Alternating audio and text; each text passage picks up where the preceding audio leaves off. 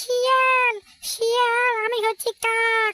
আজকে শিয়ালের জাঙ্কি বয়েছে, শিয়ালের জন্য জাল বয়েছে, জাল ওদিকে যাস না তুই, তোকে আজকে ধরবে বুঝলি। মানুষেরা ওদিকে তোর জন্য জাল বিছিয়েছে, তোকে ধরবে, তোকে ধরে নিয়ে যাবে। তুই তো মানুষের মোরগ চুরি করে খাস তার জন্য বুঝলি, মানুষের হাঁস মুরগি চুরি করে খাস তার জন্য তোকে আজকে ধরবে বুঝলি। তোর আজকে স্টাইল বার করবে লোকজনেরা বুঝলি। আরে কাকে বলে কি শিয়ালকে এবার কেউ ধরতে পারবে না, মানুষেরা জাল বিছিয়েছে। আমার কাছে যে বুদ্ধি আছে, আমি শিয়ালের কাছে কি কম বুদ্ধি আছে? আমাকে ধরবে নাকি? আমাকে ভুলও তো ধরতে পারবে না, আমি যে চালাক মাল। আরে কাক, তুই কি বুঝিস?